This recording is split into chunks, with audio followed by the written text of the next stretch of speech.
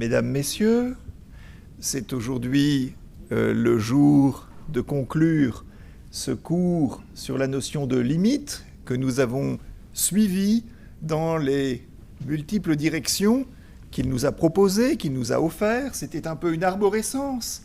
Alors, cette arborescence, nous allons aujourd'hui tenter, autant qu'il est possible, et du mieux que nous pourrons, de la réunir et d'essayer de saisir ce qui fait écho et ce qui peut faire l'esquisse de l'unité d'un problème et des propositions de réponse ou des questions qui perdurent, qui émergent à travers ce parcours. Mais d'abord, et cette conclusion, nous la ferons à deux voix, Michel Sibils, mon collègue mathématicien, et moi-même. Ce programme, vous l'avez vu, je le rappelle ici rapidement, mais pour arriver à notre point de conclusion, qui est aussi un point de départ, car j'aime rappeler, et celui qui a le mieux insisté à ce sujet, c'est le philosophe allemand Hegel. En philosophie, la fin est un retour au début, mais un retour enrichi de tout ce qui a été recueilli durant le parcours. Alors, au moment de commencer cette introduction d'une conclusion, je suis donc amené à revenir sur le sens de la finitude. Car la notion de limite parle essentiellement de notre finitude. Et nous avons vu que si nous sommes des êtres humains, c'est parce que, à la différence des autres animaux, nous désirons explorer et dépasser les limites, ne pas nous en tenir aux limites telles qu'elles sont données naturellement, initialement.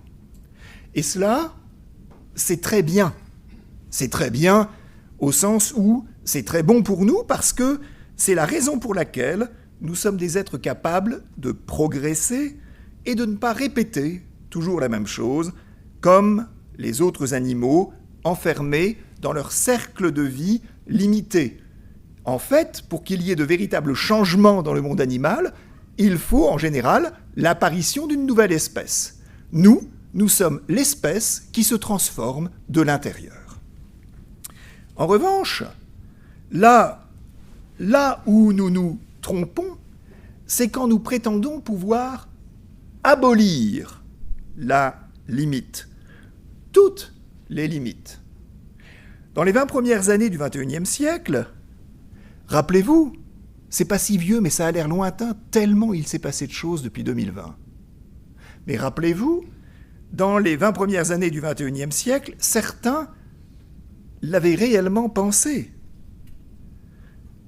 Je songe tout de suite, moi ce qui me vient à l'esprit, c'est les transhumanistes. On m'avait demandé plusieurs conférences sur le transhumanisme entre 2015 et 2020. On ne m'en demande plus. Or, depuis ce moment, nous avons vu que la réalité s'est cruellement rappelée à nous, d'abord avec la crise Covid-19 et ses conséquences, puis avec le retour des guerres impérialistes, avec la guerre en Ukraine, qui nous fait tourner le dos à un monde que nous espérions définitivement globalisé et unifié. Enfin, troisième point et pas le moindre, la crise environnementale globale s'impose désormais et ne semble pas décidée à nous laisser beaucoup de répit, maintenant qu'elle a commencé à déployer ses effets et qu'elle menace directement ce que Bruno Latour, vous vous rappelez, on l'a rencontré dans le semestre, nommait la zone critique dans laquelle nous vivons. Partout, la limite s'impose et contredit parfois cruellement le projet prométhéen d'abolir toutes les limites. Une phrase comme « Sky is the limit » n'est plus une phrase qu'on peut facilement prononcer aujourd'hui. quand on l'a prononcée si facilement et quand elle était sur beaucoup de bouches dans les années 2005, 2010, 2015. Retrouver les vertus de la limite, c'est peut-être reprendre contact avec ce que l'humain a de plus précieux. C'est là-dessus que je voudrais insister, c'est-à-dire qu'on vient de voir, vous voyez, des raisons négatives qui nous font retrouver la limite et qui pourraient nous laisser, sinon dans le désarroi, en tout cas dans la déception ou l'amertume et l'inquiétude. Eh bien, on pourrait le lire en autre sens et se dire que retrouver les vertus de la limite, c'est peut-être reprendre contact avec ce que l'humain a de plus précieux. Mais qu'est-ce qu'une limite ? Évoquons, je voudrais simplement noter en cette introduction de conclusion 2-3 petits points. En fait, la limite, sur le plan moral général, sur le plan moral, c'est la marque du début de l'excès. Quand je veux toujours plus, quand je prétends ne pas permettre aux autres d'être légitimement satisfaits, ou quand j'ai bien de la peine à entendre les appels à satisfaire les attentes légitimes des autres, quand je ne fais pas passer en premier lieu le bien de la collectivité, et que mon bien individuel est la mesure à laquelle toute chose doit être subordonnée. Pouvons-nous vivre bien sans une communauté sociale et politique où l'injustice est maintenue dans de strictes limites? Et de ce point de vue, d'avoir le souci de l'accès à tous, à la vie décente est sans doute essentiel. Parce que la vie décente est la condition de la vie heureuse, ce que les anciens nommaient beata vita. Nous avions parlé au début de ce cours de l'importance de savoir savourer le présent, être attentif au présent, savoir le vivre dans sa plénitude et son intensité, alors que si facilement nous sommes absents au présent, c'est-à-dire que par le souci, nous pensons à ce qui vient de se passer, et ce qui nous entourloupe, et ce qui nous inquiète, et ce qui nous préoccupe, et ce qui parfois nous empêche de dormir la nuit, ou encore nous sommes devant l'avenir, hors du présent. Celui qui disait ça très bien, c'est Blaise Pascal. Attentif au présent, c'est faire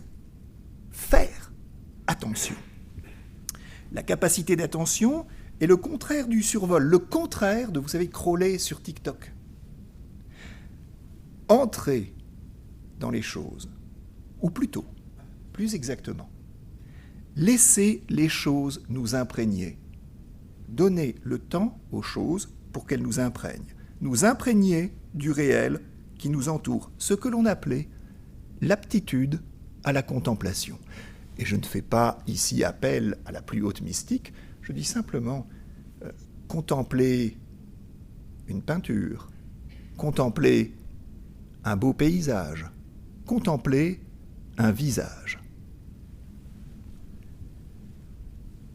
Quelque chose de beau, on le contemple. Par exemple, si on aime la musique, être vraiment présent à la musique, c'est la laisser entrer en soi, et non pas qu'elle soit toile de fond, qui garnit un moment d'isolement.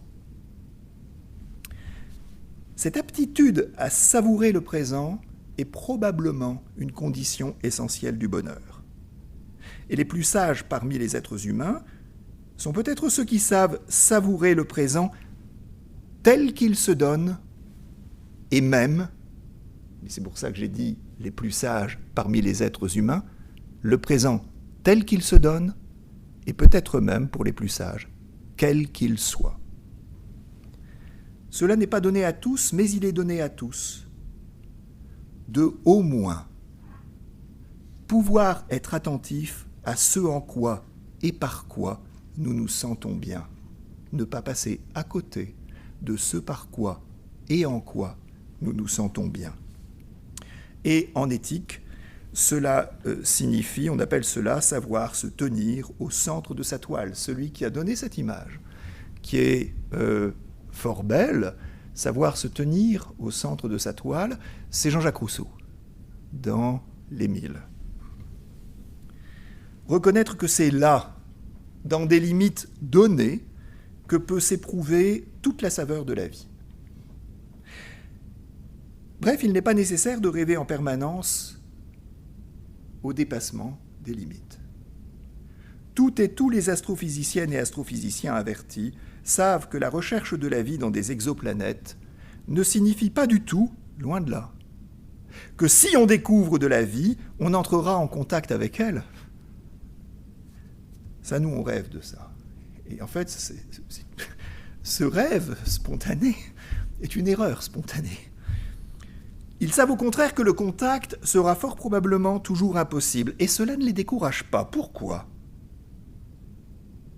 Peut-être parce qu'ils savent que pouvoir reconnaître une présence de vie ailleurs que sur notre planète donnerait, et pas une vie simplement minimale, comme on espère la trouver sur Mars, mais pas une vie bactérienne minimaliste. Et présence supposée avoir des fortes probabilités d'une vie qui pourrait être élaborée ailleurs,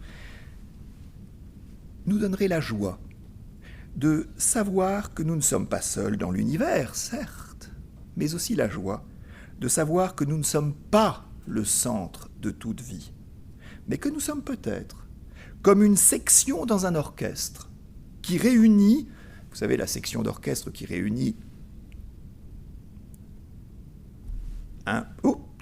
c'était pas ça que je voulais montrer, je le montrerai après, qui réunit un instrument qui joue sa partition avec les autres. Bref, que nous sommes peut-être comme une section d'orchestre dans l'univers qui a la responsabilité de jouer sa partition avec d'autres, sans se penser le centre. Vous imaginez si soudain les violons se pensaient le centre de la symphonie, ce que ça donnerait, à quel point ça la dégraderait. Et pourtant, le violon est essentiel. Il est possible donc que savoir que nous ne sommes pas seuls dans l'univers pourrait augmenter en nous le sens de la responsabilité à l'égard de ce qui nous est en quelque sorte confié, c'est-à-dire une planète vivante au cœur de l'univers. Il y en a certainement, il y en a très probablement beaucoup, mais évidemment pas tant que ça par rapport aux milliards de planètes qui sans doute le composent. On pourrait bien sûr aller plus loin et nous demander si notre finitude n'est pas aussi une condition, la finitude n'est pas non plus une condition pour vivre une dimension religieuse et spirituelle. En d'autres termes, sans finitude, pas de possibilité de vivre une dimension religieuse et spirituelle. En effet, un être qui n'a pas de limite a-t-il besoin de se dépendre, de se sentir dépendre d'autre chose ? Un être qui n'a pas de limite ? Peut-il vivre en une relation avec une transcendance, c'est-à-dire avec ce qui est au-delà de la limite ? Non. Et il suffit d'évoquer l'Ultimate Concern de Paul Tillich, qui avait été évoqué par Beate Bengart, pour comprendre qu'il faut pouvoir se tourner ailleurs. Il faut pouvoir se tourner ailleurs, au-delà des limites, en se tenant dans les limites, pour que puisse s'engager une vie spirituelle. Et c'est probablement le sens de la prière. Au fond, seul Dieu peut peut-être, ou pas peut-être, peut sûrement être infini et cependant désirer dépendre d'autre chose, c'est-à-dire de la vie qu'il donne. La limite est donc en tout cas essentielle pour nous autres, êtres humains. Ce qui nous conduit, vous voyez c'était là, je voulais vous montrer l'orchestre, j'ai un peu patiné dans mon PowerPoint, le voilà l'orchestre, voilà, la symphonie, pas seulement les violons. Maintenant, j'en viens après cette introduction, j'en viens la récapitulation d'un premier moment, c'est-à-dire des séances 2 et 3, production, capitalisme, ressources naturelles et sobriété. Et nous pouvons maintenant considérer comment la limite s'est rappelée à nous à partir des ressources disponibles pour nous et à partir de la question de leur usage. Bon, à propos de la limite et de leur usage, vous vous rappelez, nous avons bénéficié des interventions de Sylvain Piron et de Étienne Wurtz. Le premier nous a rappelé, je cite, que nous sommes arrivés au point où la recherche du profit et le maintien du confort des consommateurs entrent en contradiction irrémédiable avec le maintien des conditions d'existence de l'existence humaine sur cette terre. Alors il s'est interrogé à propos de notre regard, le regard moderne sur l'existence. Et il a rappelé, en plongeant les racines jusqu'au monde médiéval et à certains aspects du monde médiéval, il a rappelé que nous avons appris progressivement, c'est pas du tout naturel. Nous avons appris progressivement à considérer le monde comme une ressource, la Terre, le monde, notre vaisseau, comme une ressource à exploiter, et que le but de notre activité doit être la croissance de la production. Si bien qu'au lieu de prendre pour point de départ des besoins humains à satisfaire, nous nous concentrons sur les capacités à produire avec l'idée qu'une production est utile si elle trouve ses consommateurs, son marché. Mais on part d'abord de la capacité à produire. N'est-ce pas, ne serait-ce pas, mettre la charrue avant les bœufs? Autant sur le plan moral que sur le plan économique. Sur le plan moral, cela veut dire, cela a impliqué pour nous que ce qui doit nous conduire est la production rentable et non pas les besoins humains. Sur le plan économique,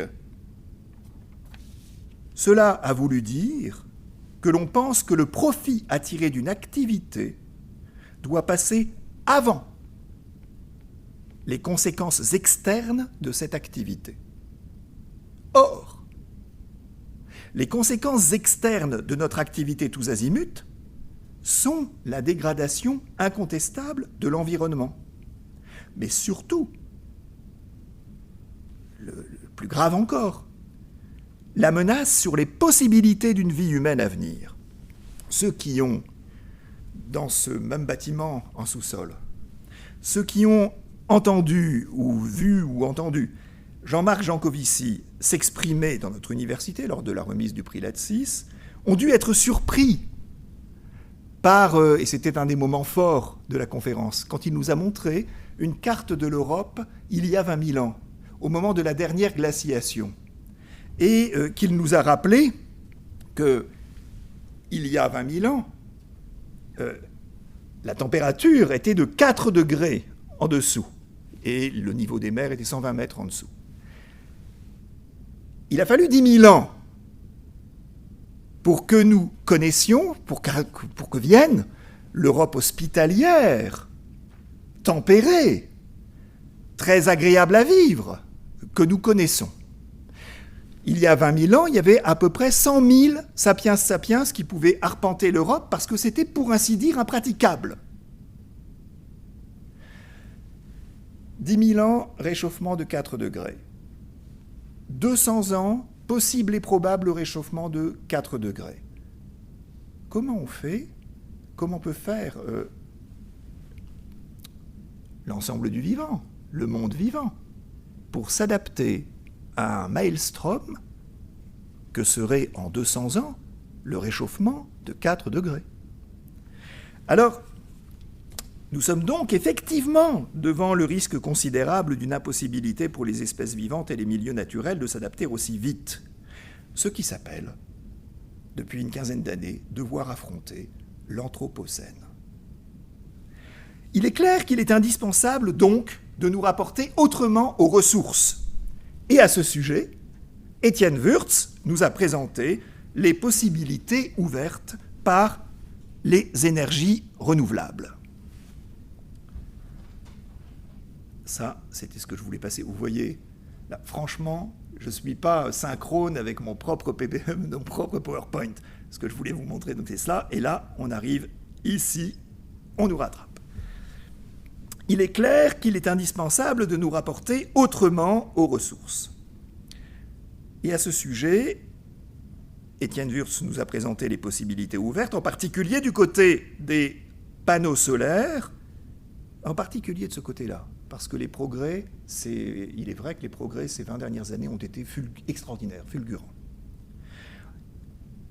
Et ils permettent d'envisager un développement considérable.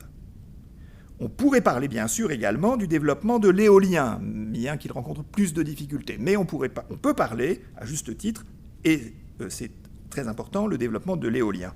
Simplement, il nous a rappelé que tous ces progrès ne serviront de rien si nous n'adoptons pas une attitude de sobriété, si nous ne redessinons pas les limites.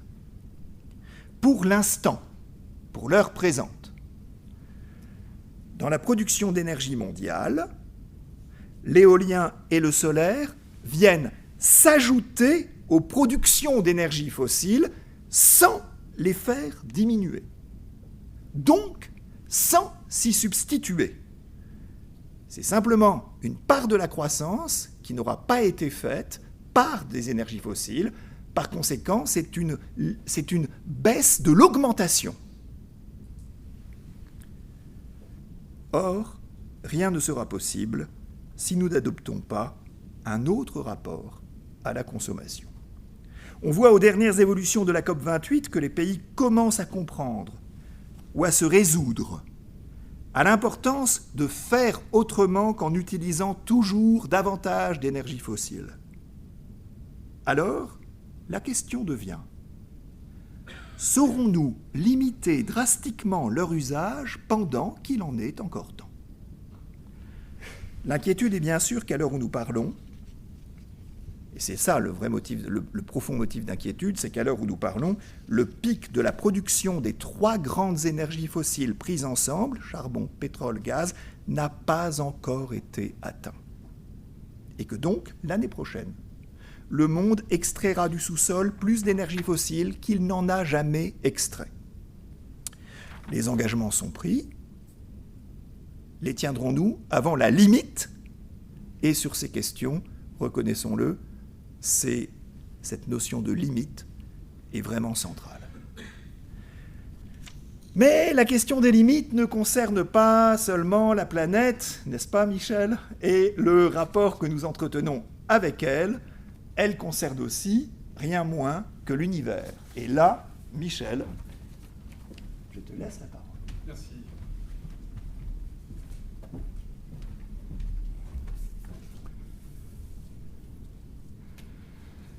Alors, nous en venons maintenant à un deuxième thème qui a été étudié pendant ce cours.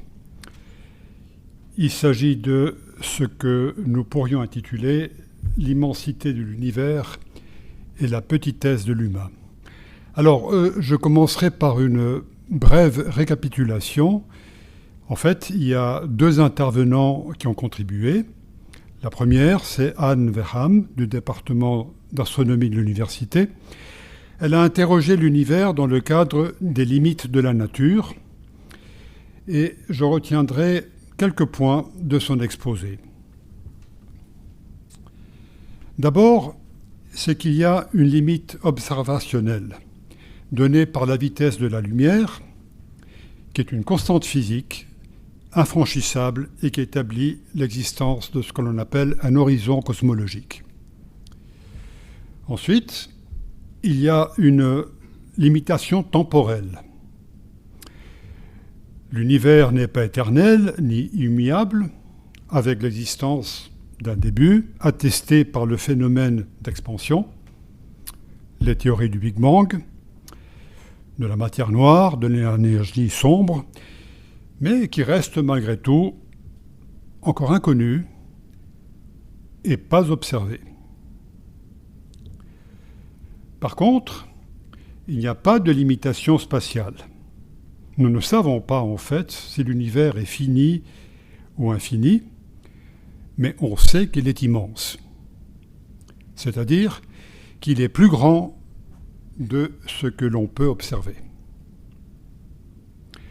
Et finalement, on constate aussi ce que l'on appelle une limitation expérimentale, dans le sens où la démarche scientifique habituelle, c'est-à-dire celle qui est fondée sur la reproductibilité d'une expérience, n'est pas strictement applicable à la cosmologie, puisqu'on a un seul univers, et le scientifique qui l'observe est issu de cet univers, et il y fait partie prenante. Alors, le second intervenant, Bernard Bertschi, de l'Institut Éthique, Histoire, Humanité, lui s'est interrogé sur le début et la fin de l'existence dans le cadre des limites de la vie. Et je relèverai quelques points. Le premier, c'est la condition humaine, qui est, elle, véhiculée par l'insertion dans le monde, dans le travail, dans la société, dans la relation aux autres, qui nécessite être une entité mortelle. Il y a aussi la notion de l'animation de l'âme qui est survenue dans cet exposé. En fait, elle est amenée par la question de savoir quand est-ce qu'elle apparaît vraiment. Alors, il est convenu de dire qu'un être est une personne lorsqu'il possède des capacités de nature rationnelle. Ensuite, il a relevé l'existence de ce qu'on appelle le statut moral, qui lui est amené par la question de savoir quand l'être possède une entière plénitude. Alors, compter moralement, c'est avoir un rang dans la dignité, c'est être une entité envers laquelle des agents moraux ont des obligations éthiques. Et plusieurs approches sont étudiées pour définir et appréhender cette intéressante notion de la viabilité d'une conception de statut moral pour l'embryon.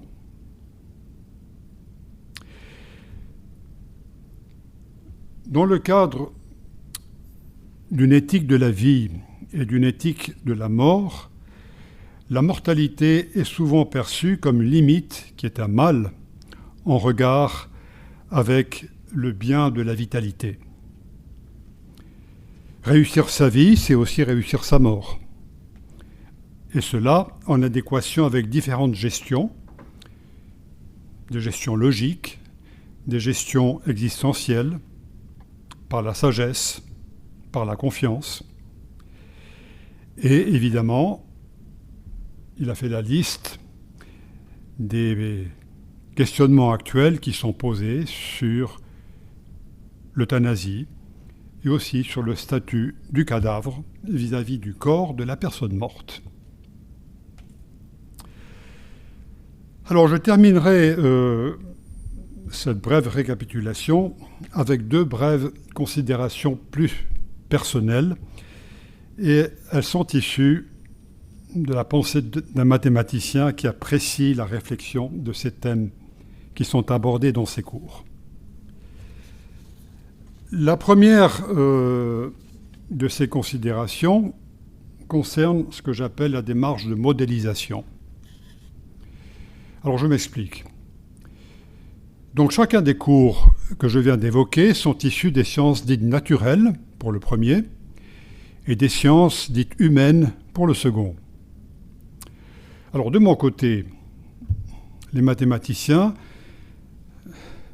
ou les mathématiques sont des sciences dites exactes, voire pures. C'est un mot que j'apprécie pas trop parce que ça veut dire qu'il y a des sciences qui sont impures, et j'en suis pas sûr. Mais dans notre langage, on dit souvent que ce sont des sciences pures. Que cela veut-il dire ? Ça veut dire que ma démarche de raisonnement est fondée sur une preuve et une démonstration irréfutable des résultats. Alors, en ce qui concerne la cosmologie de l'univers du premier exposé et l'éthique humaine du second exposé, l'approche n'est pas celle-là. Et elle me rend parfois un peu inconfortable, je dois le dire.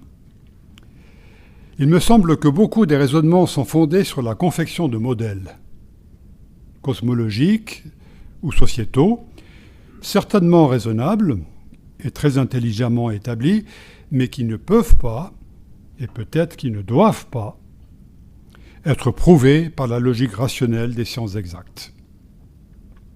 Alors bien sûr, cela n'enlève rien à leur pertinence, mais je pense qu'il est bienfaisant de souligner ce fait dans un dialogue pluridisciplinaire. Mon avis est qu'il est important, dans le contexte d'une modélisation non prouvée, de bien distinguer trois choses. L'exploration d'un phénomène, l'expérimentation d'un fait et l'exploitation d'un résultat. À mon avis, ce n'est pas la même chose. Mais ces trois faits mènent vers la modélisation. Alors, ma deuxième considération concerne les deux termes immensité et petitesse que j'ai évoqués dans le titre de cette partie de mon exposé. Ils pourraient être reliés par le langage aux notions d'infiniment grand et d'infiniment petit. Et là, je dois vous dire qu'en tant que mathématicien, je suis un peu réticent d'employer cet adverbe infiniment dans ce contexte.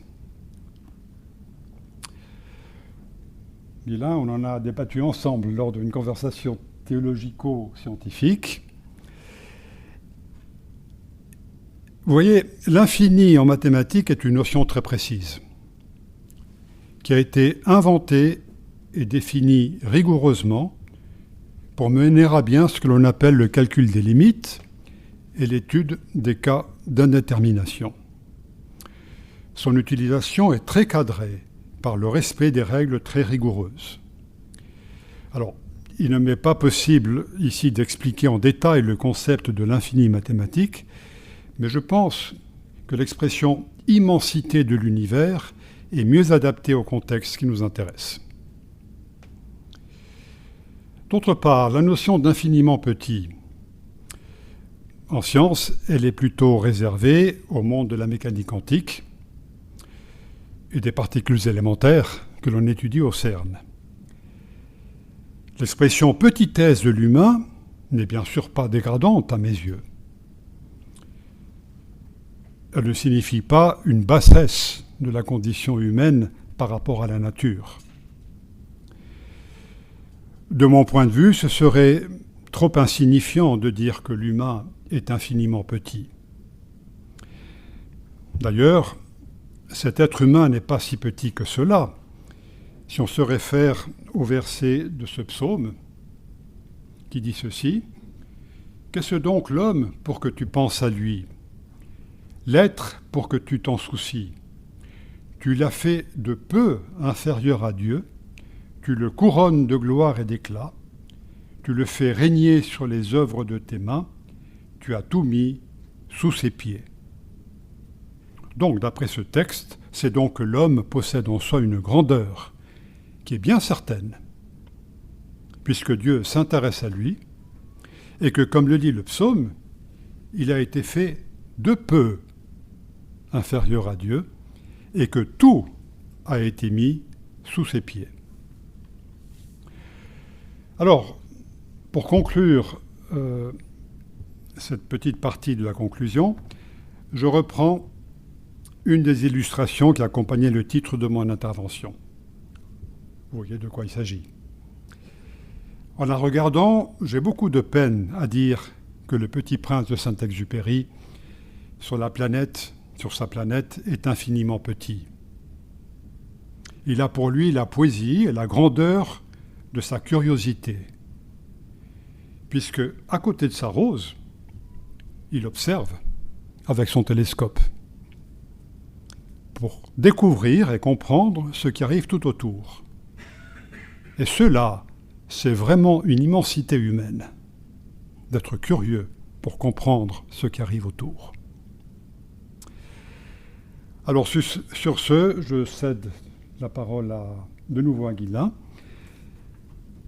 car cette immensité que je viens d'évoquer concerne aussi la technique, cette fois-ci, non pas dans l'univers, mais dans la condition humaine. Oui, car pour nous débrouiller sur cette terre, il faut bien avouer que sans technique, on n'aurait pas fait grand-chose.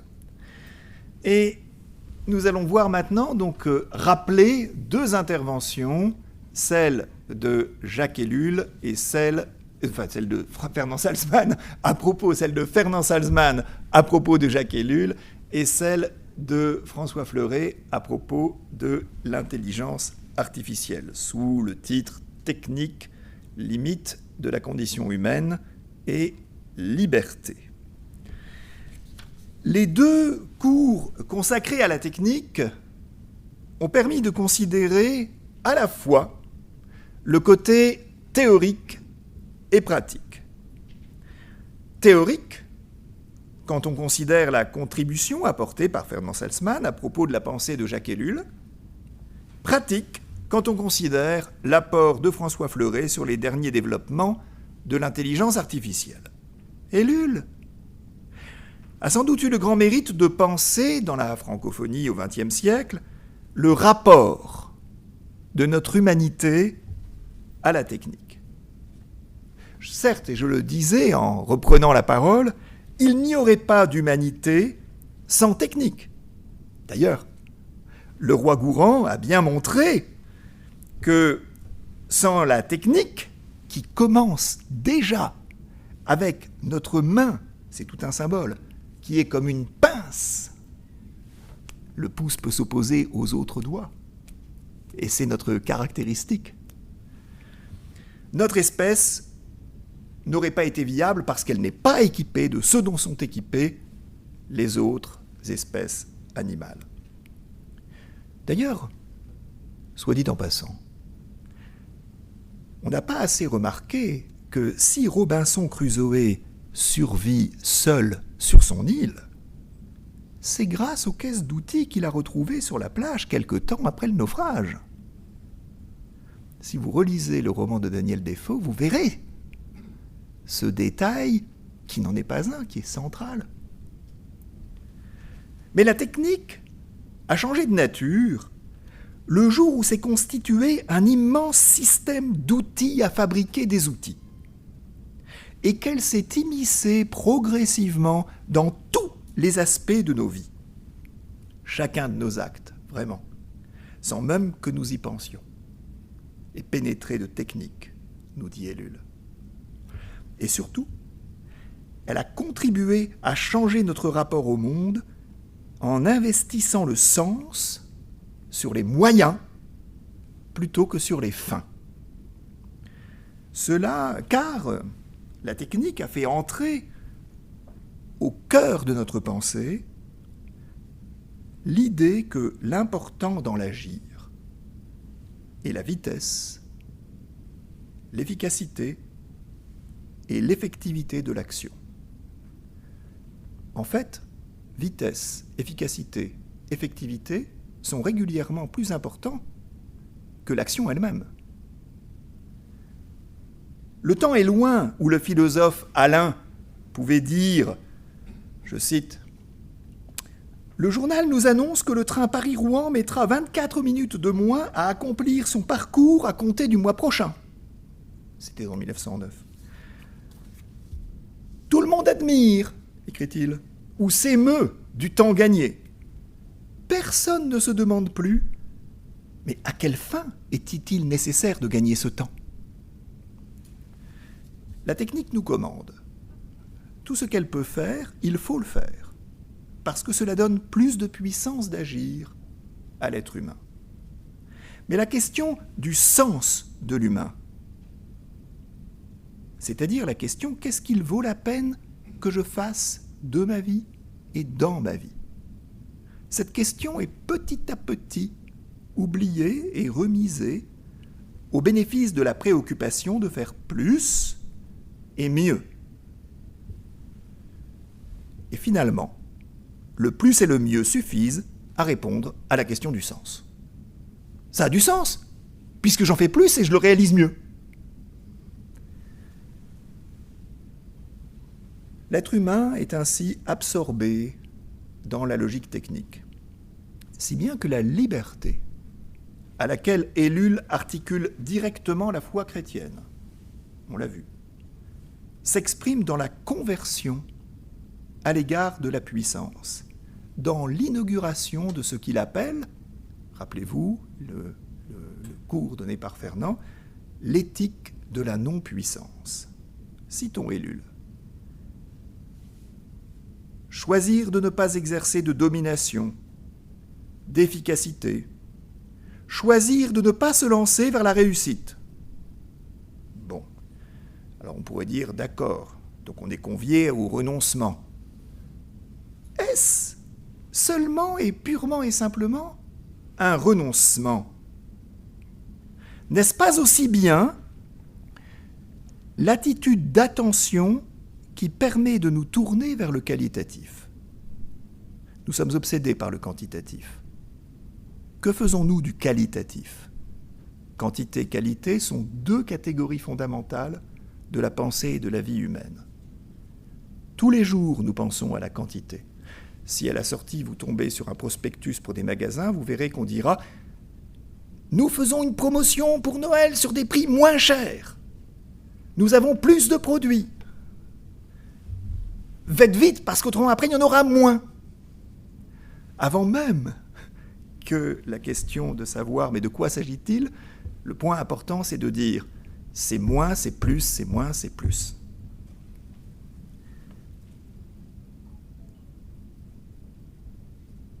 Si je reviens vers le qualitatif, on pourrait songer par exemple à faire l'apprentissage d'un instrument de musique et d'approfondir le sentiment musical en prenant du temps pour des choses qui n'augmentent ni la richesse, ni l'efficacité, mais qui augmentent la qualité de sa vie. Mais comme chacun le sait, il faut encore savoir se préserver du temps, fixer des limites à nos activités rentables et utiles. Peut-être était-ce une des raisons fondamentales du sentiment de bien-être qu'ont éprouvé un certain nombre de personnes lors du confinement du Covid. Mais, bref, fixer des limites à la façon de vivre frénétique et suroccupée que nous avons petit à petit, insensiblement, adopté et ancré en nous comme une évidence. D'ailleurs, pour prendre des exemples de détails, quand on revoit quelqu'un qu'on n'a pas revu depuis, mettons, 3 ans, que lui dit-on le plus souvent? On dit « Qu'est-ce que tu fais depuis 3 ans? Qu'est-ce que tu fais ?» Au lieu de « Qu'es-tu devenu? Qu'es-tu devenu depuis 3 ans ?» Le verbe « faire » a remplacé le verbe « être ». Comme lorsque nous revenons de vacances, nous disons, et là aussi, remarquez-le de plus en plus souvent, « Ah, cet été, j'ai fait 3 capitales, j'ai fait 3 capitales !» Au lieu de dire « J'ai découvert 3 capitales cet été ». L'éthique et les usages du langage courant, bien sûr, peuvent paraître et sont anecdotiques, mais pas seulement. Remarquons également que le verbe « profiter » est aujourd'hui à toutes les sauces. Profite bien du week-end, profite bien du week-end, profite de cette occasion, profite de ta retraite. Ne vaudrait-il pas mieux dire « jouir » ? D'en profiter, il y a profit, utilité, quelque chose de plus. Alors que jouir conduit vers se réjouir. Se réjouir. Et vers donc la question d'être heureux. L'art le plus difficile et pourtant, originellement, le plus désiré par les êtres humains. Mais je reviens à Jacques Ellul. Et je pense que ce que nous venons de dire, le petit excursus, permet de mettre sous une autre lumière la citation que je reprends au cours de Fernand, et qui est de Ellul. La fixation de limites est l'acte humain par excellence, il est rigoureusement celui où s'exprime la liberté. Alors maintenant, l'enjeu est redoublé si nous considérons les tentations offertes par le développement de l'intelligence artificielle. Celle-ci, vous l'avez constaté lors du cours, c'était vertigineux. Moi, je n'ai pu que le revoir, je ne pouvais pas être là ce jour-là, je l'ai vu après coup. Mais c'était vertigineux, elle nous donne accès à des possibilités exceptionnelles, réellement exceptionnelles. Elle augmente nos capacités de manière mirobolante et enrichit incroyablement nos possibilités. Mais elle présente ses dangers propres. François Fleuret a évoqué les dangers économiques bien connus. Par exemple, le futur chômage d'un certain nombre de cols blancs. Ou encore les problèmes juridiques incontestables. Par exemple, le droit à l'image, l'intrusion dans la vie privée, ou encore les problèmes politiques très réels. Les possibilités qu'offre l'IA de manipulation et de mensonge, possibilités qui sont absolument démultipliées. Mais peut-être, plus profondément, le danger pourrait concerner notre rapport à nous-mêmes.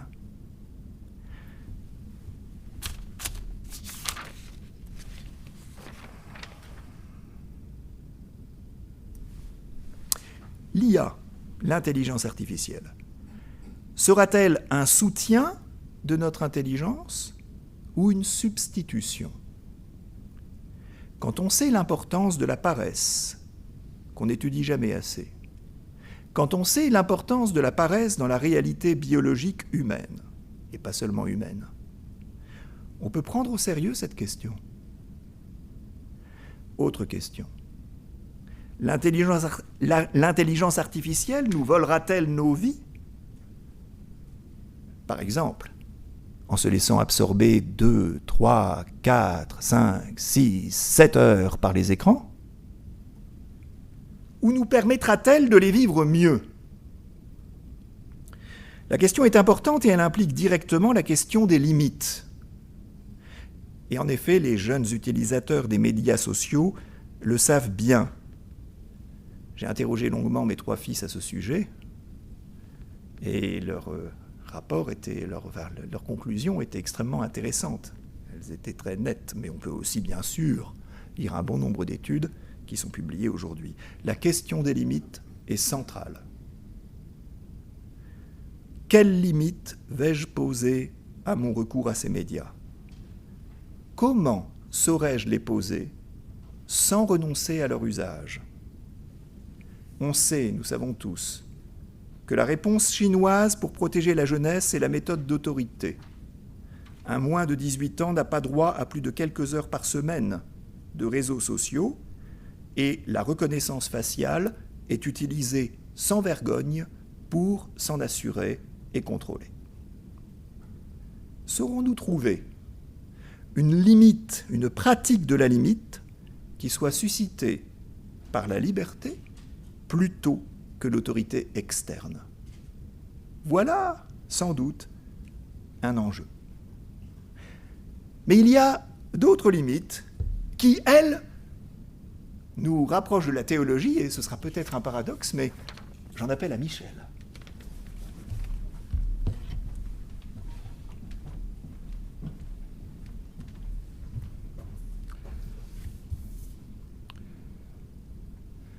Voilà, alors c'est un mathématicien qui vient donc pour parler du 4e thème qui a été étudié pendant ce cours.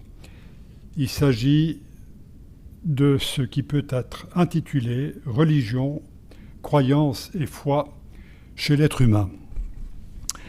Alors il y a 3 intervenants qui ont contribué pour ce thème, Jean-Daniel Mackie et Christophe Chalamet, les 2 premiers de la faculté de théologie.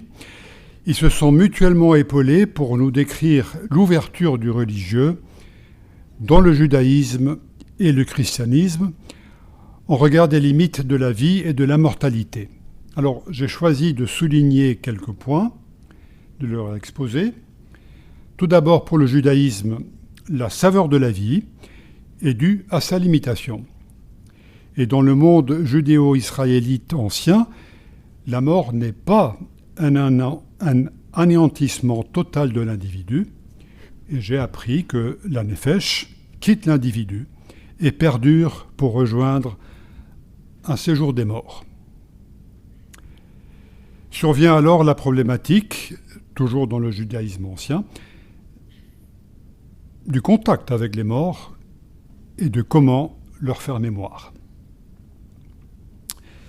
Concernant la mortalité,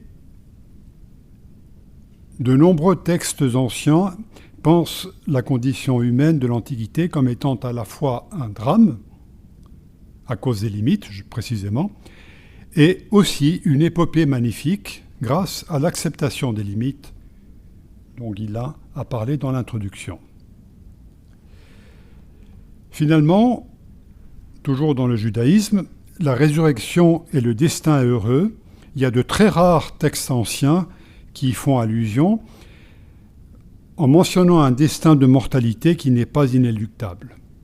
L'immortalité est réservée à la condition divine des dieux.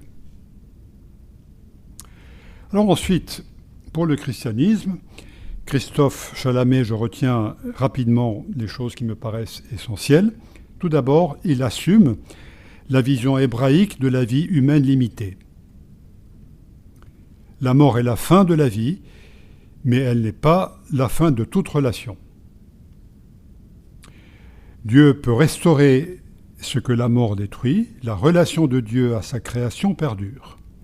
Et le christianisme est centré sur l'événement pascal et la résurrection, qui sont considérés comme une métaphore, je reprends les termes de Christophe Chalamet, exprimant que Dieu prend fait et cause pour Jésus. La résurrection est un fait de foi et de croyance pour l'être humain. La résurrection ne fait pas de la vie une réalité illimitée. Ce n'est pas non plus une annulation de la finitude. Elle atteste un rétablissement relationnel par-delà de la mort.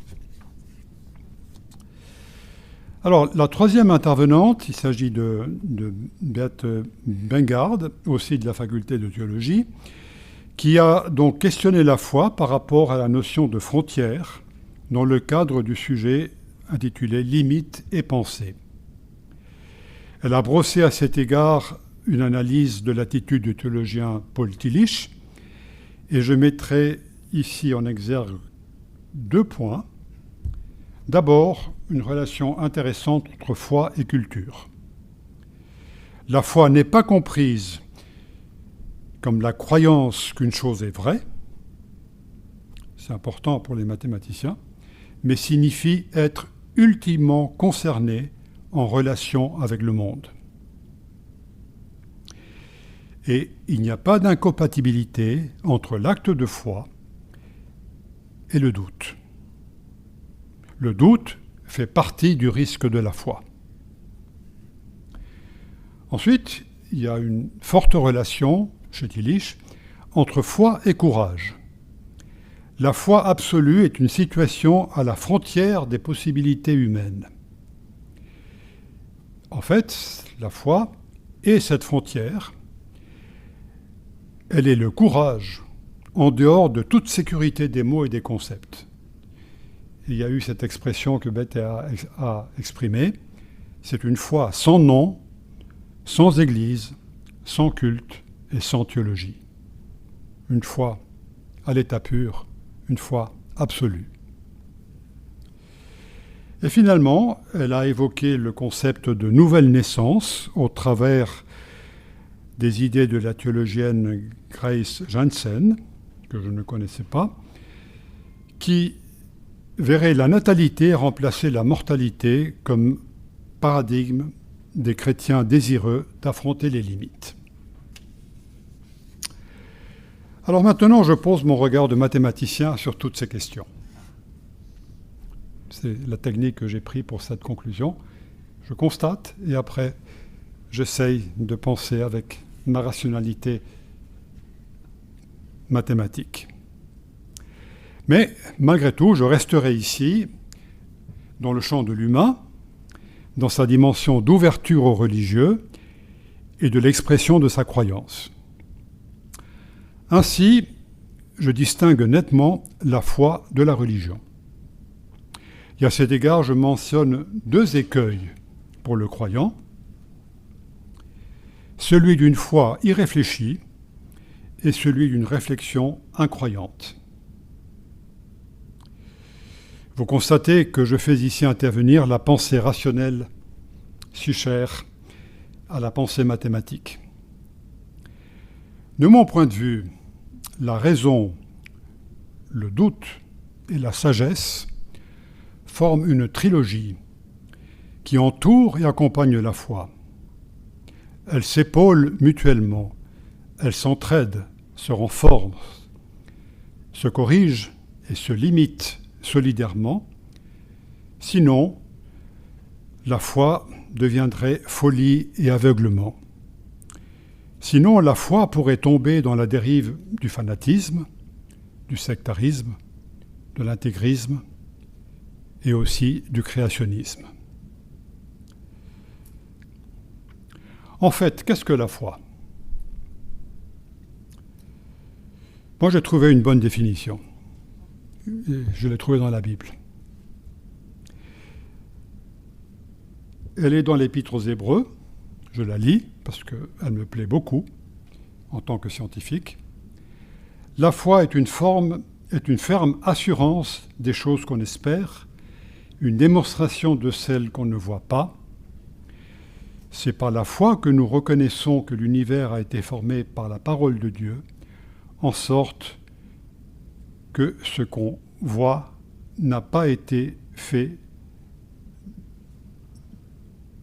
de choses visibles. En fait, Calvin écrivait aussi ceci: la foi est une vision des choses qui ne se voient pas. Vous le constatez avec moi. Cette citation contient ce fameux mot « démonstration », explicitement, deuxième ligne. Et ce mot « démonstration », il plaît beaucoup aux mathématiciens et me convient bien pour définir la foi avec un petit biais scientifique. Et ceci m'amène à partager avec vous une deuxième considération. Elle concerne l'idée de pouvoir bâtir une preuve de la résurrection.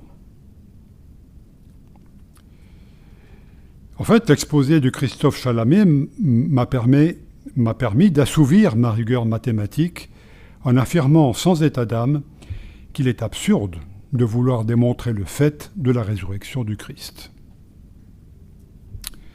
Vous savez, cette question de la résurrection est très épineuse lors de conversations avec des collègues scientifiques. Plusieurs d'entre eux sont radicalement athées et agnostiques, il faut le dire, la majorité même, et prônent une vraie séparation complète entre spiritualité, religion et raisonnement scientifique. Sur ce sujet de la résurrection, ils pensent souvent que c'est du pur délire et ne comprennent pas comment j'ose, en tant que mathématicien, entrer en matière. Alors j'ai dû réfléchir et j'ai dû trouver une réponse à cette attitude. Et la réponse, ce que je leur dis, c'est en fait ceci. Finalement, la résurrection, ce n'est pas bien compliqué. Ce n'est pas compliqué comme un problème en mathématiques. Cela n'a rien à voir avec la science. Cela n'a rien à voir avec la vérité de la passion ni avec le mystère de Pâques. Cela n'a rien à voir non plus avec le doute ni la certitude. C'est une simple affaire de confiance. Alors finalement, un troisième point que je voudrais soulever, c'est la relation entre la foi et l'intuition. Vous savez bien que l'intuition est une caractérisation essentielle de la pensée mathématique. Par essence même, l'intuition est limitée. Mais en même temps, elle repousse les vertus de l'intelligibilité en reconnaissant un domaine de compréhension qui va au-delà des frontières des connaissances. C'est ça l'intuition, essayer de se projeter au-delà de ce que l'on essaye d'imaginer. Et un tel discours peut, me semble-t-il, être aussi tenu à propos de la foi. Donc ces relations entre foi et culture, foi et courage, et foi et intuition me paraissent assez parlantes. Alors pour conclure, je reprends une des illustrations que j'ai montrées tout à l'heure. Parce que je voudrais aussi évoquer ici le problème du dialogue interreligieux qui est symbolisé par cette image. Alors Beate Bengard en a fait rapidement allusion dans son exposé en mentionnant que le voyage de Paul Tillich au Japon avait certainement ouvert des perspectives nouvelles dans sa théologie à cet égard. Alors dans ce contexte, il s'agit à mon avis de faire coexister la conviction et la tolérance. Il me semble que là aussi, il y a une question de limite qui se pose. La conviction est associée à la fermeté de la pensée religieuse. Lorsqu'elle est mal vécue, cette conviction, elle aurait tendance à trop ramener vers le bas le curseur de la limite du dialogue interreligieux, un peu comme dans une expérience, on bouge les curseurs, n'est-ce pas? Elle aurait tendance à faire bouger le curseur vers le bas. Par contre, la tolérance a la vocation d'ouvrir sa croyance vers les autres. Et lorsqu'elle est débridée, la tolérance risque de trop pousser ce curseur vers le haut.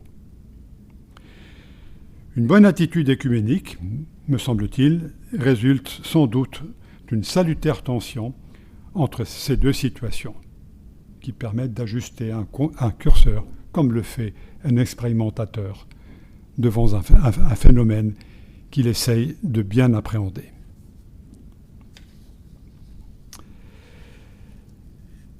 Alors j'arrive maintenant au dernier thème du cours qui a été abordé. Je l'ai intitulé « Dimension sociétale du problème des limites ».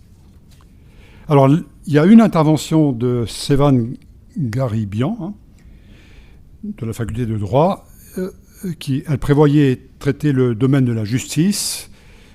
Cet exposé n'a malheureusement pas pu avoir lieu. Et je fais donc ici une brève récapitulation du seul exposé présenté dans le cadre du sujet Limites et société.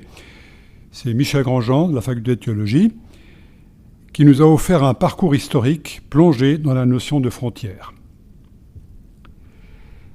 Alors, je relève deux aspects de ton exposé, Michel.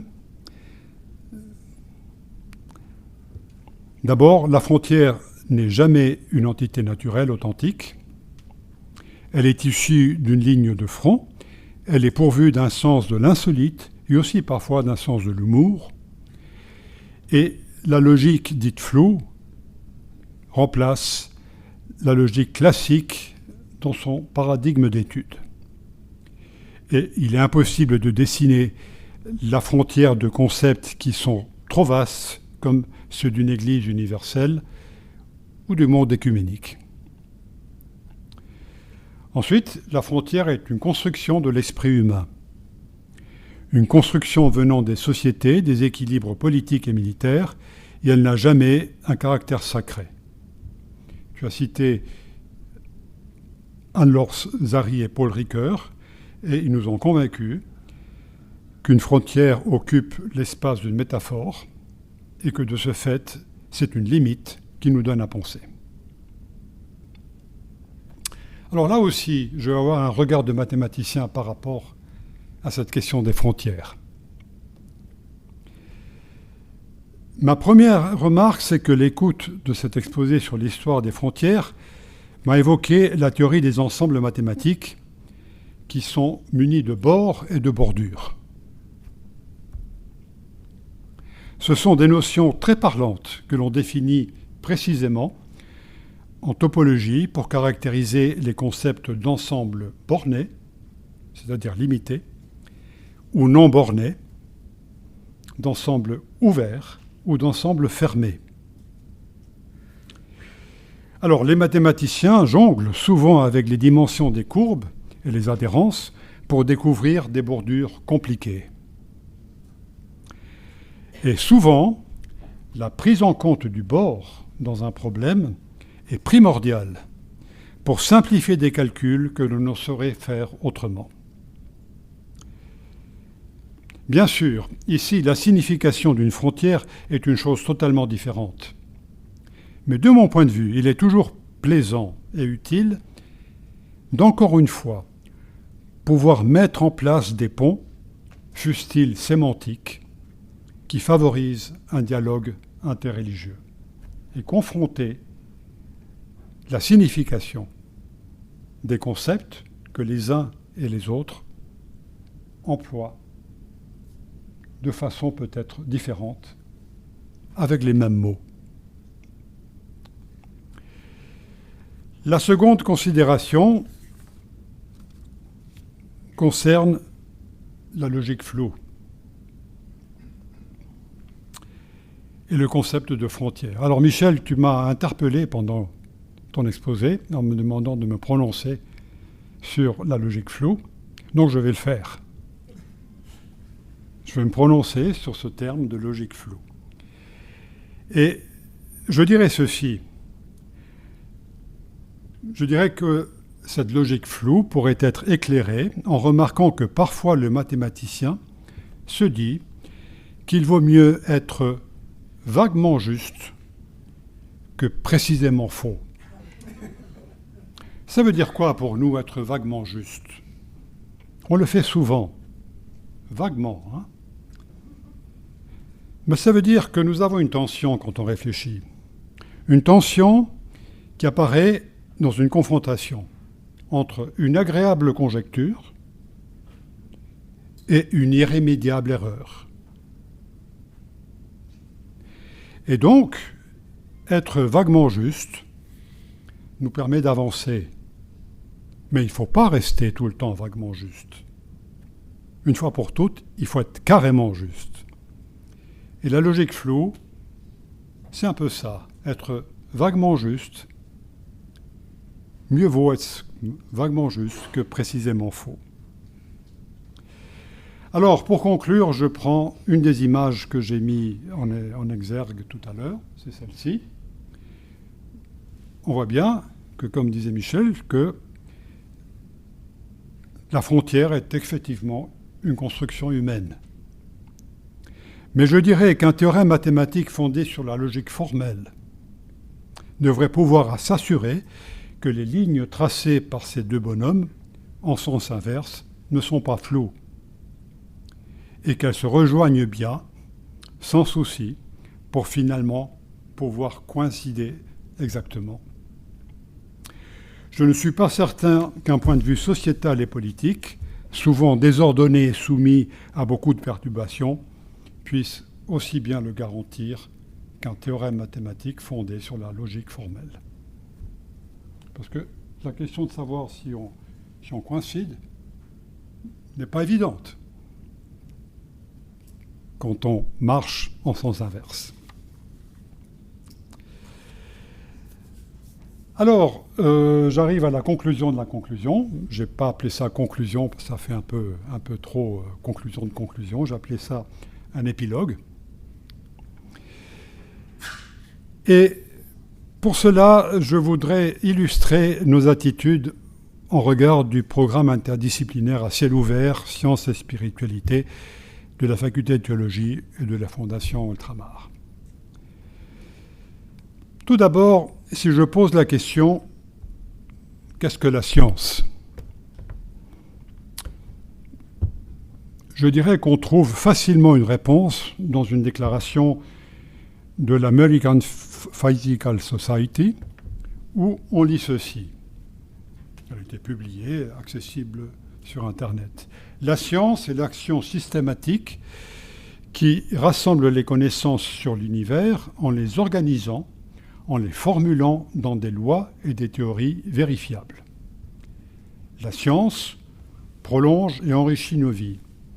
Elle élargit notre imagination et nous libère des limites de l'ignorance et de la superstition. Le succès et la crédibilité de la science sont ancrés dans la volonté des scientifiques à, premièrement, soumettre leurs idées et résultats à des tests indépendants et les confronter à la reproductibilité par d'autres chercheurs. Cela nécessite un échange complet et ouvert des données, des procédures et des informations. Deuxièmement, abandonner ou modifier des conclusions précédemment acceptées lorsqu'elles sont confrontées à des preuves plus complètes et fiables. Le respect de ces principes constitue un mécanisme d'autocorrection qui est le fondement de la crédibilité de la science. Ainsi donc, une science est dite exacte si elle raisonne sur des faits fondés sur une réalité effective et rationnelle. Elle est issue d'une expérimentation, pratique ou théorique, qui se soumet constamment au contrôle. Elle se remet toujours en question et se corrige en permanence de ses erreurs. Elle valide des résultats reproductibles et exclut des conclusions qui sont perçues par une sensibilité émotionnelle et ou existentielle de l'homme. Alors ce type de définition fait l'unanimité parmi les scientifiques et est universellement accepté par la communauté des chercheurs en sciences. Alors, j'ai eu envie de poser cette question. Qu'est-ce que Dieu ? Alors, je crois que nous devons nous rendre à l'évidence que l'on ne peut pas aisément trouver une réponse. Je ne dis pas qu'on ne trouve pas de réponse, je dis qu'on ne peut pas aisément trouver une réponse. Alors, la logique de l'analyse voudrait évidemment pouvoir disposer d'une définition courte, rapide, univoque, concise, qui soit universellement adoptée par l'ensemble des théologiens, des religions et des églises. Elle exigerait un texte analogue à celui qui est juste là, pour pouvoir assouvir une certaine limitation dans ce concept. Mais force est de constater que la réponse à la question est difficile, voire impossible à formuler sans qu'elle soit réductrice. Alors, avec ce petit exercice, j'ai voulu constater que les deux attitudes, celle de la science et celle de la théologie, résident dans des registres bien distincts, clairement. Chacune de ces attitudes possède son efficacité par rapport aux attentes, mais elles ne coïncident pas et ne se mélangent pas. Alors, pour revenir à l'intitulé du cours, donc retrouver le sens des limites, une urgence, je propose de reprendre la question que Guillain a posée dans l'introduction. Elle se formule tout simplement: qu'est-ce qu'une limite ? Alors, un scientifique de base, utilisera les mathématiques et répondra ceci. Alors, s'il vous plaît, ne soyez pas effrayés, ne quittez pas la salle, mais disons, comme le font les théologiens, devant un verset écrit en grec ancien, par exemple, ou en hébreu biblique, je fais la traduction de ce qui est écrit,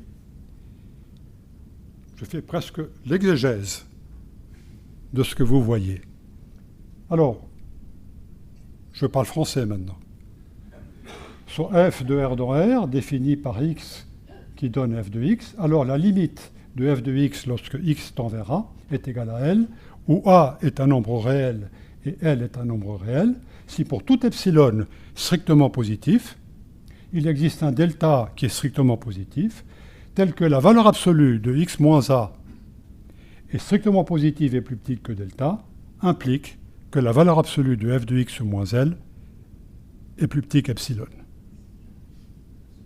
Pour nous, le fait qu'il existe une limite, c'est ça.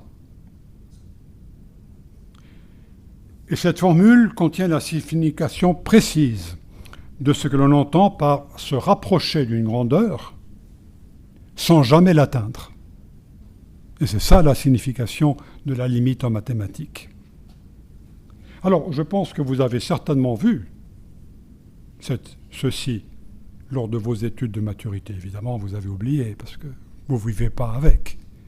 Mais en fait, ce que je voulais faire avec ce petit exercice, c'est que n'importe quel chercheur dans le monde, et même n'importe quel étudiant, par exemple en première année propédeutique en ingénierie à l'EPFL, et même n'importe quel étudiant de bon niveau du collège, reconnaîtra cette définition et l'adoptera de plein accord avec enthousiasme. Elle est, en quelque sorte, universellement admise et comprise, mais attendons-nous bien, le but n'est pas ici de vous donner des explications pour comprendre cette définition écrite dans le jargon mathématique. Il faudrait plusieurs heures de cours pour le faire, c'est clair. Mais mon but est seulement de montrer cette définition pour vous faire prendre conscience de la précision du langage et de la rigueur qui sont contenus dans le concept de limite en mathématiques. En fait, si je viens maintenant à cette même question, je me demande, un connaisseur en sciences humaines et en théologie, qu'est-ce qu'il va répondre? En fait, Guylain, tu l'as fait à l'introduction, sur le plan moral. Mais, à vrai dire, je suis moi-même un peu emprunté pour me prononcer, et j'ai envie de montrer cette illustration. En fait, tout à l'heure, Guylain est bien sorti de ce labyrinthe. Parce que tu as répondu à la question d'un point de vue moral. Mais il y a d'autres points de vue, bien sûr. Alors, ne voyez surtout pas dans mes propos un dénigrement de ce que tu as dit dans l'introduction. Bien au contraire. Donc la diversité des approches que nous avons entendues pendant ce cours est l'exemple même de cette situation qui, encore une fois, place les sciences dites humaines, y compris la théologie, dans un registre radicalement différent de la définition mathématique. Mais chacun de ces registres est respectable, chacun est porteur de sens, chacun est enrichissant. Et le défi du dialogue pluridisciplinaire, me semble-t-il, est celui d'identifier clairement les conflits et ou les interfaces. Et à cet égard, je pense que l'enseignement, au sens large du terme, est un des bons outils d'interaction pour transmettre des opinions. J'aime bien dire que enseigner, c'est braver la frontière d'une explication. C'est pouvoir arriver à convaincre et à se faire comprendre. À mon avis, c'est exactement ce que l'on doit entreprendre lors d'une discussion d'égal à égal entre science et spiritualité. Ainsi, les dialogues pluridisciplinaires et interdisciplinaires deviennent aussi une question de frontières, avec diverses limites qui peuvent soit nous rattraper, comme le disait Guylain à l'introduction, soit être dépassées. Alors, maintenant, je conclus la conclusion, vraiment. Et je cède mes derniers mots à deux citations. La première, elle est écrite en 1879 par Charles Darwin. dans sa correspondance. Elle dit ceci: « La science et le Christ n'ont rien à voir l'un avec l'autre, sinon dans la mesure où l'habitude de la recherche scientifique enseigne la prudence au moment d'accepter une preuve, quelle qu'elle soit. En ce qui m'y concerne, je ne crois pas qu'une révélation ait été faite.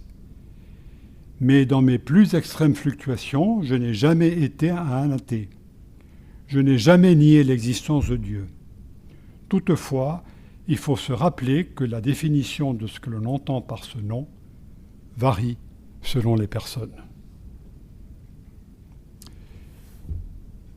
Je ne fais pas de commentaire. J'aime beaucoup cette citation. Et je montre une deuxième citation. Alors celle-là, elle est 300 ans plus tôt. C'est Calvin.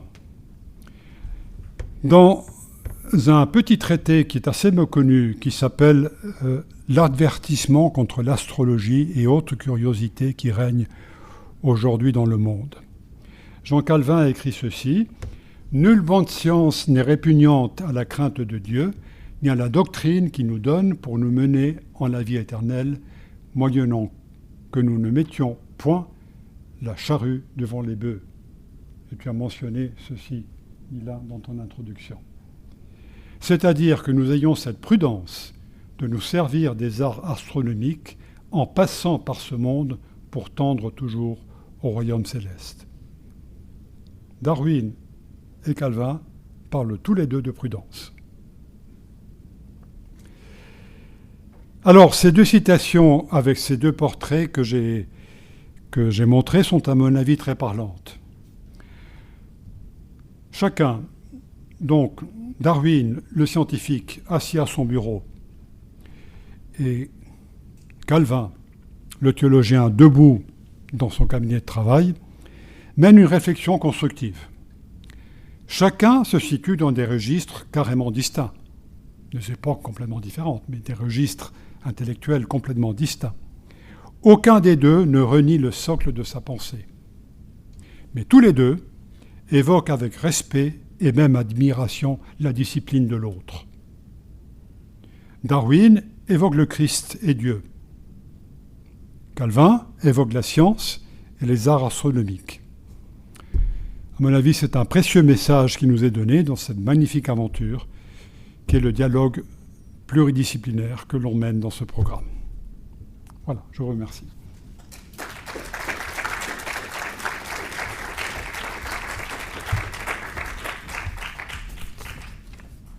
Nous avons quelques minutes, si vous souhaitez, demeure ici Michel, si vous souhaitez nous poser quelques questions, engager un ultime dialogue pour cette année 2023 dans le cadre de ce cours. Donc on va pas, il est un peu tard pour proposer une pause, à moins que vraiment vous demandiez 5 minutes, mais autrement on peut enchaîner tout de suite. On peut y aller. Donc voilà, si vous avez quelques questions, on peut engager un dialogue. Je voulais vous demander, professeur, par rapport à l'exposé sur l'intelligence artificielle. Après l'exposé, la conclusion est ressortie que le développement de cette discipline n'était pas maîtrisé, on ne connaissait pas les limites. Et la deuxième conclusion, qu'il n'y avait pas un capitaine qui supervisait, qui donnait de possibles limites. Bon, le conférencier avait quand même cité des mesures prises aux États-Unis par rapport à la quantité de données. On pourrait aussi parler maintenant de ce que l'Europe est en train de prendre comme mesure. Mais vous, en tant que scientifique, comment réagissez-vous par rapport à un domaine qui connaît ce mode de faire? Alors, premièrement, l'intelligence artificielle, c'est de l'informatique. C'est du codage, c'est de la programmation. Ce n'est pas le cheminement intellectuel des mathématiques. Donc, nous sommes dans des contextes complètement différents. Alors, Que peut-on dire sur l'intelligence artificielle d'un point de vue, je dirais, scientifique? Il faut avoir une attitude prudente, mais positive. À mon avis, il est complètement inutile de vouloir se barricader et de dire il ne faut surtout pas l'utiliser. Il faut faire en sorte que ça soit un plus. Je reconnais que c'est difficile, parce que justement, il y a cette question de la maîtrise qui est loin d'être appréhendée. Et en fait, je suis mathématicien, je ne suis pas informaticien. Ce sont des disciplines quand même très différentes. Donc le mathématicien s'autocontrôle par sa pensée. L'informaticien travaille avec des machines. Donc je pense qu'il faut être prudent, avoir une attitude positive et commencer à réfléchir de façon efficace, de savoir comment est-ce qu'on devra intégrer cette nouvelle donne dans le contexte universitaire, pas seulement scientifique. Je vois mes collègues théologiens sont inquiets par rapport à l'utilisation raisonnable de l'intelligence artificielle par les étudiants aussi. Donc il faut arriver à l'intégrer de façon, je dirais, sereine et civilisée. Mais je n'ai pas la recette, bien sûr.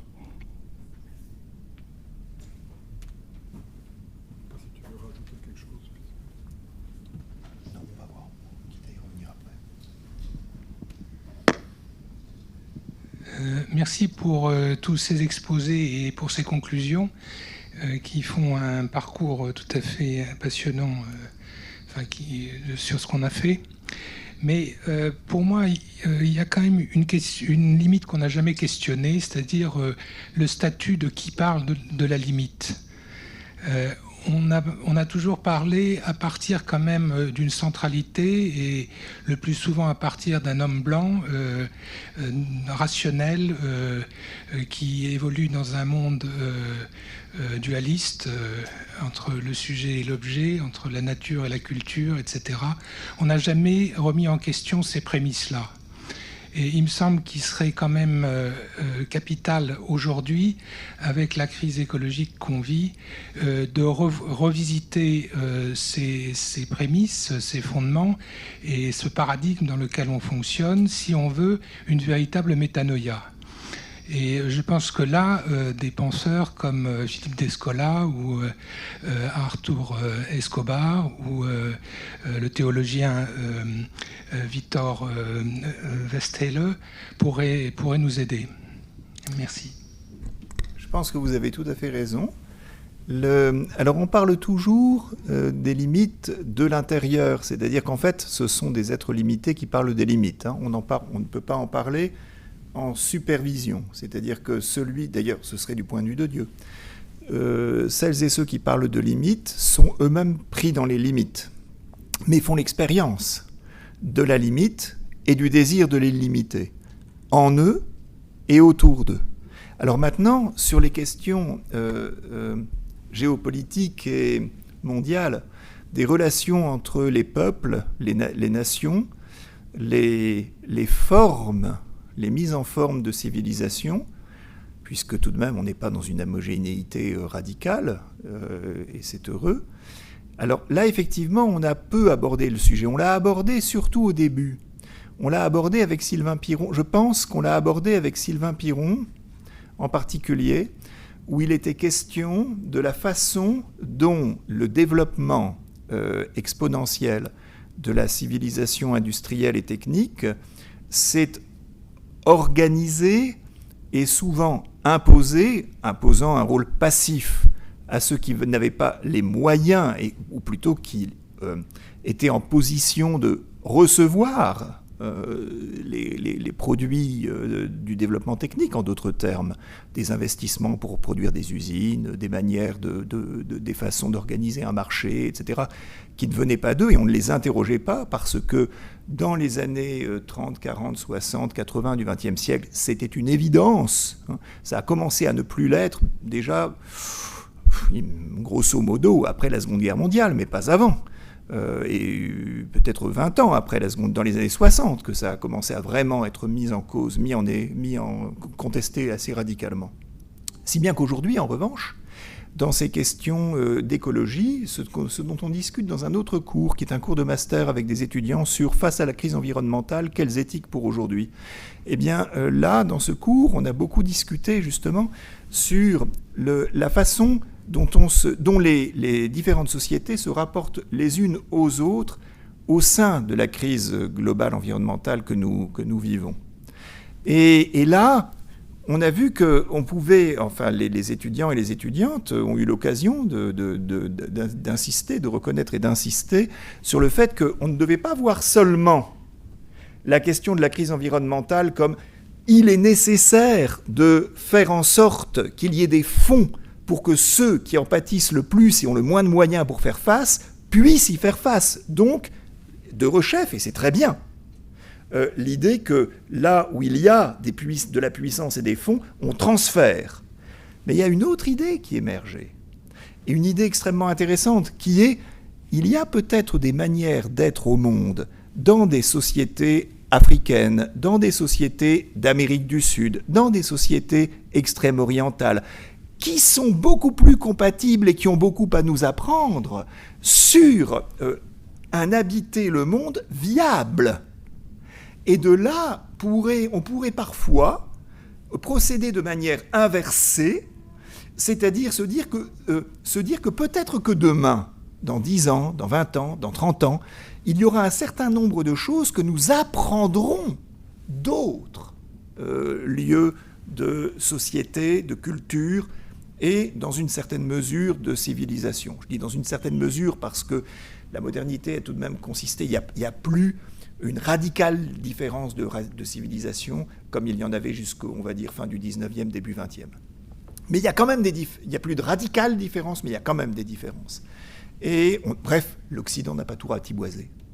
Et de là, vous voyez, c'est pour répondre à votre question sur le fait que on n'a pas pris en compte ce qu'on devrait effectivement prendre en compte. Vous avez raison. Et je viens de donner un exemple de prise en compte de la différence dans la question des limites, hein, de l'enrichissement mutuel qui peut se produire. Vous voyez, pas uniquement dans le sens bon, allez, on va beaucoup tergiverser, on va beaucoup disputer, on va beaucoup se disputer, on va beaucoup discuter, on va consentir à dégager des fonds pour que. Pas seulement dans ce sens-là, mais ça, c'est peut-être une musique d'avenir, mais un avenir qui n'est pas si lointain. On apprendra peut-être un certain nombre de choses quand la situation sera un peu plus radicale, un certain nombre de choses de ces manières de faire société et civilisation que nous considérons parfois et souvent, que nous avons considéré et que nous considérons trop souvent parfois encore de haut.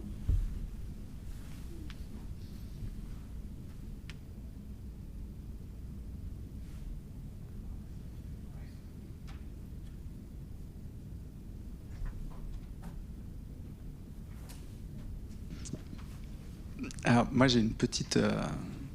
c'est pas une question, c'est une réaction à ta réponse, cher Michel, tout à l'heure, concernant la question de l'intelligence artificielle. Tu as dit, il me semble, hein, il faut que ça soit un plus. Bon. Alors, je sais que tu es mathématicien et que le plus, c'est un signe mathématique. Et moi, je me demande si cette réaction-là n'est pas dépassée aujourd'hui. Et en fait, si cette réaction-là n'entre pas en contradiction avec la notion de sobriété. Précisément, dans une pensée de la sobriété, on n'a pas besoin du plus, et où on renonce au plus. Alors, il faut que ça soit un plus. Bah, peut-être que déjà là, c'est aller au-delà de la limite. Voilà, ça m'a fait penser à ça quand tu as dit... Alors, par rapport à la sobriété, moi, je ne peux pas me résoudre à une sobriété intellectuelle. Je pense que la sobriété, c'est une sobriété des ressources. C'est que tu n'es pas bouddhiste. Non, mais disons, en tant que mathématicien, la sobriété intellectuelle n'est pas vivable. Et donc, quand j'ai dit un plus, c'est évidemment, je n'ai pas pensé à la consommation d'énergie qu'implique l'intelligence artificielle. Je me suis tout de suite placé dans mon domaine, qui est le domaine de l'imagination et mathématique et de la ferveur intellectuelle, n'est-ce pas ? Parce que je pense que si on a une attitude ramassée, rabougrie par rapport à une actualité qui est là, n'est-ce pas, et qui va chaque fois plus se développer, ben, nous risquons de tomber dans la sobriété intellectuelle. Et ça, je ne veux pas.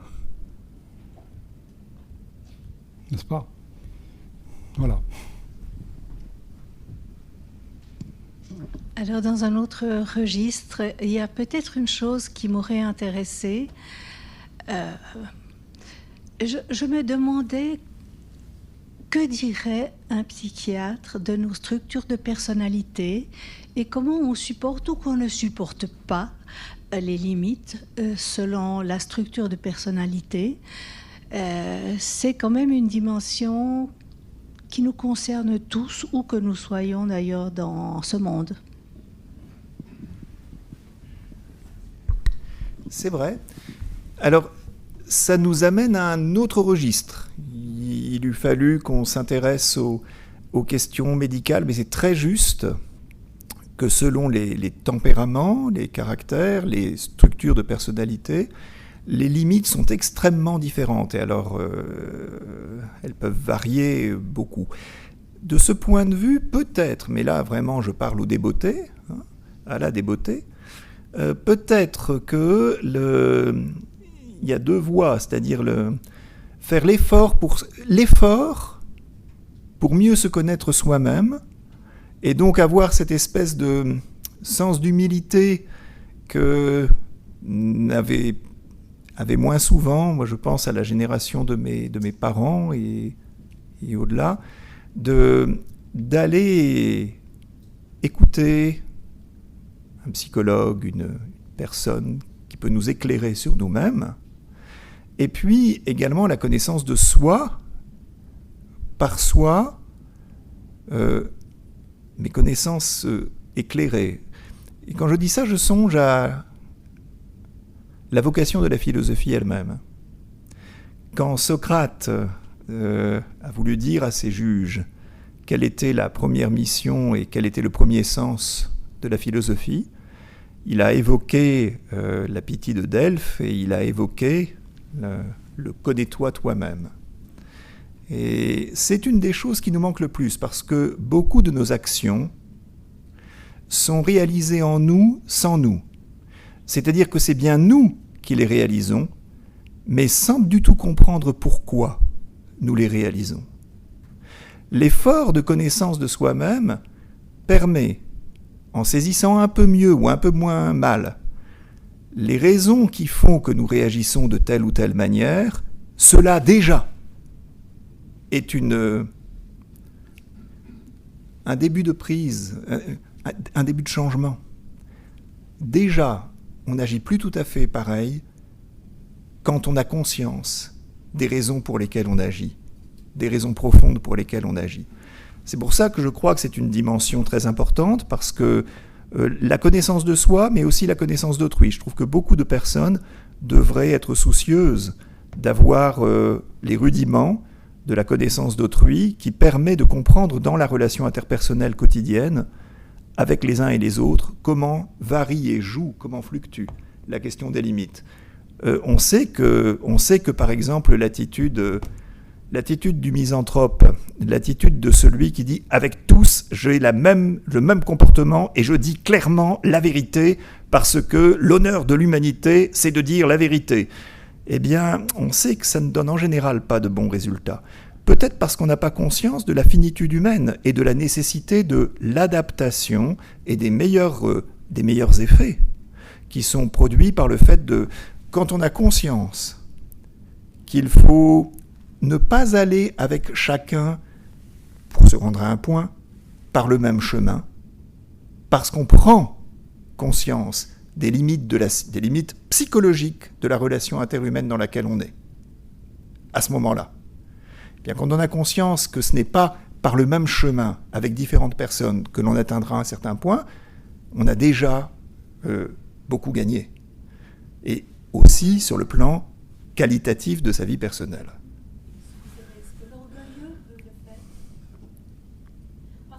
Ça, c'est une grande question éthique. Oui, c'est pas vraiment une structure de personnalité, l'orgueil. Mais il peut habiter tout le monde, pour certaines raisons, il habite certains beaucoup plus. Mais ce qui est sûr, c'est que tout cela demande une certaine forme de modestie, une prise de conscience que l'on n'a pas tout à fait dans la toute première jeunesse, que le point de vue qui est spontanément le nôtre n'est pas spontanément celui de tous les autres.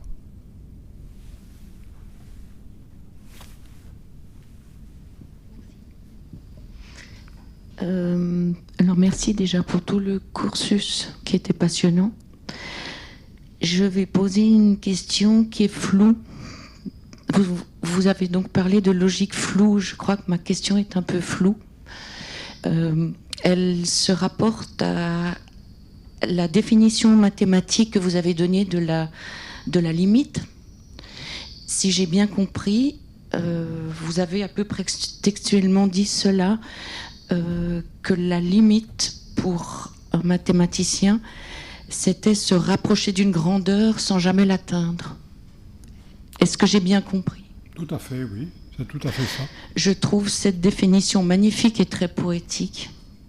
Et je me suis dit, et là, c'est une question floue, j'arrive à l'approximation, c'est que si cette grandeur, on la nomme Dieu, qui est souvent dit grand, est-ce qu'on n'a pas là la définition de l'acte religieux ou de la foi, qui est se rapprocher d'une grandeur, qui serait Dieu en l'occurrence, sans jamais l'atteindre.